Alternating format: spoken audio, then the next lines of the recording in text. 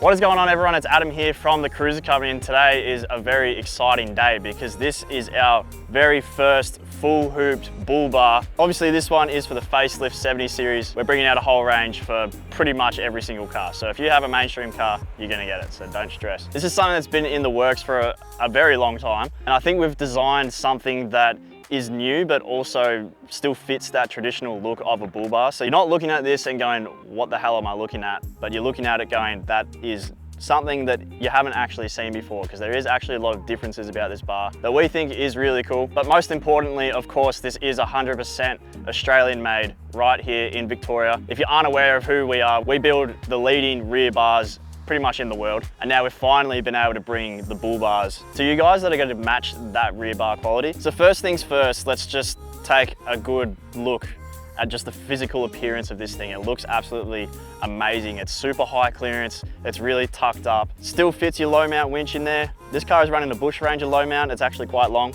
But that fit in there, no worries. The Facelift 70s, they're actually a little bit difficult because of the headlight location. They're really squished in like this, and then you've got the indicators hanging out the outside. So it's very easy to make it too wide and sort of just hanging out there, and it looks a bit weird. We've seen a lot where the tube sits higher than this, and it sort of looks like the front of cars are pretty much a face, and they look like surprised when they've got really high hoops. So we've kept this down low. It still obviously protects all this, but it just gives it I suppose a mean look. I don't really like saying that, but it's probably the best way to describe it. It's got like a serious appearance. I don't know, it means business. So you look at that and you go, that car means business. One of the design choices that we did do was choose to keep the tube on top of the upright. Basically, it just gives it a more aggressive appearance, but it also allows the tube, well, the hoop of this bar to be one piece.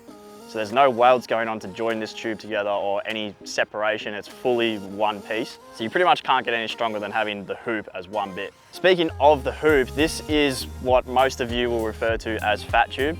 This is 60.3 mil and it's 3.9 mil wall, which I think actually might come as a surprise to you all because it doesn't look that huge, but it is 60.3 mil, so it is the fat tube.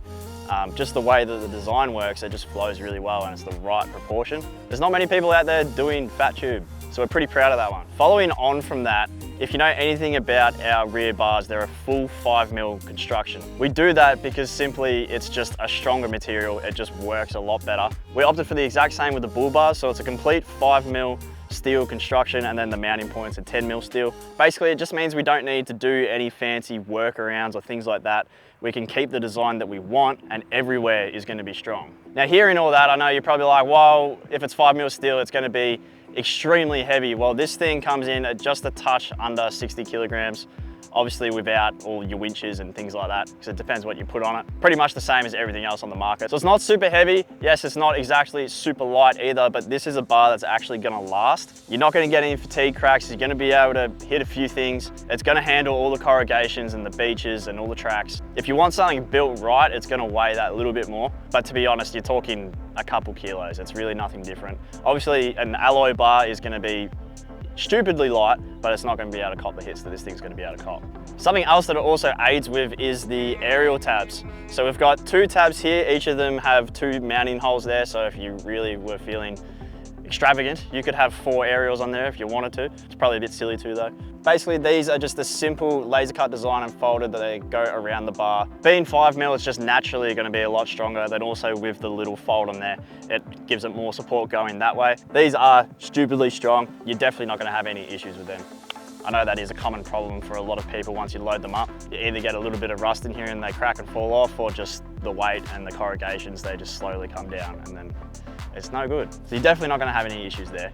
Another crucial thing about this bull bar is it is fully airbag compliant. So there's no issues with insurance, no issues with all that sort of stuff. It's 100% legal for your car. A lot of you probably don't know, but there is a lot of work that goes into the compliance of these bars. We have a full-time in-house mechanical engineer, Jeremy, full-time working on compliance and making sure that you're safe and your car is also 100% legal. With bull bars, there's no set way of getting the airbag compliance, and when it comes to the design, you sort of have to come up with your own. So basically, under the event of like a serious crash or something like that, so I'm not just talking forward driving and stuff like that, your bull bar has to absorb that impact so that your airbags operate as intended from the factory, Because if you just build a super solid bar all just fully welded together, it's not moving or budging at all. A bar like that is not gonna pass the airbag compliance because it just simply isn't gonna move enough. So it's like this sort of balancing act. You gotta build a bar that's strong enough to take the right hits, and it's also the right design so that when you have the big impacts from car crashes and things like that, it moves the right amount.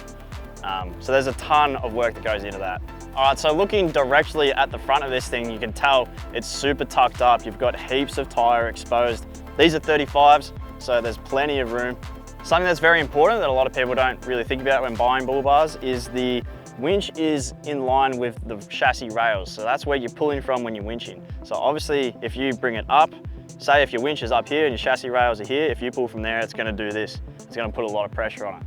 So if you have it in line, it's gonna pull in line with it. Now this is a prototype bar, so we are gonna make some very small changes for the production one, but the only one that you're really gonna notice is we are gonna move this hoop in just a slight bit on each side. Once we got it on there and all fitted up, it's been a bit of a discussion for if we want to move it in a little bit, but we are going to. It's just a tiny bit in. And then there are a couple other small things that you're not even gonna know about. Basically, it's gonna look exactly the same, but just thought I'd mention that in case someone didn't like how far out the hoop was. Onto sort of the accessories of the bar. So included with the bar is we got the indicator light and just these nice looking lights down here. The indicators are ADR approved. They're just tucked in there really nice. We went with a clear one because we think that the orange indicators just don't really look that good. So they come with the bar. Then obviously we've just put on some GME aerials, because why not? These are the Road Vision 9-inch stealth spotties. So as you can see, like they're proper 9-inch spotties. There's heaps of clearance in there and heaps of room for that to work. These are super solid in here. Honestly, the bracket of the spotty moves more than the bar. So I don't know if you've seen people going down corrugations and the spotties on the bar are moving up and down.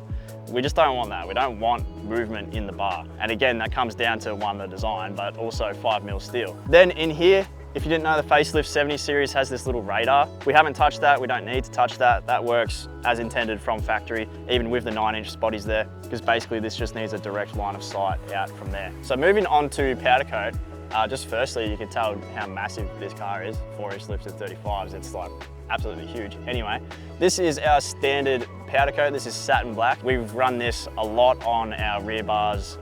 It's been our standard for years. This is a super durable powder coat. We do everything in-house. We actually built our own powder coat in oven. We're super proud of where we've got to with the powder coat. It's definitely one of the best finishes that you can get. We use a brand called Interpon for the powder itself. That's the best brand that you can get. Yeah, there's a whole science when it comes to powder coat and how to get it to set properly.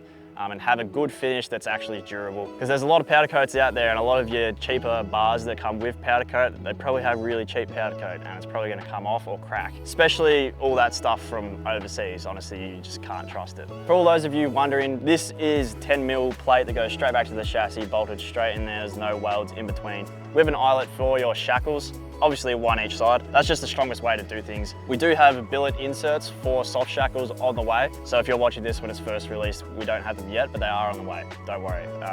They'll just be an add-on that you can get.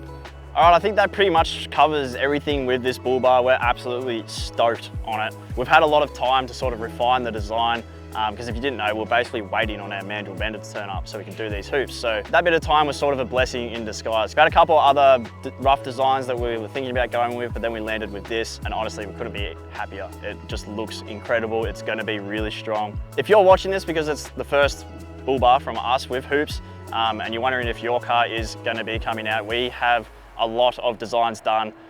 Prototypes are currently being made. We're probably gonna be releasing one every single week. We have a lot coming. So before you all start spamming in the comments down below, we know it's all happening. And yes, everything will be airbag compliant if your car does have airbags. That's pretty much it. For full details on this bar, head to the website. The pricing's on the website. It's on par with everything else on the market, but keep in mind, this is one of the only, there's a couple out there, but it's one of the only Australian-made bull bars out there. There's really not many, so do your research before you buy one. You might be surprised. So to ensure that your product is Australian made, look for this sticker on the physical product itself, and also make sure it's not just a little limited run that they do at the start of production. That catches a lot of people out. So yeah, leave your thoughts in the comments below of what you think of this bull bar. Again, we're absolutely stoked. I'm very keen to see this out there on your cars. Just want to touch on, if you own a pre-facelift, don't order this bar. This bar is for the Facelift 70 series. Pre-facelift, it's going to be a very similar design. just needs to be tweaked a little to suit your car. So don't go ahead and order this straight away if you own a pre-facelift. Just wait the week or 2 weeks until that comes out. So that's pretty much it. Thank you all for watching, and I'll see you in the next one.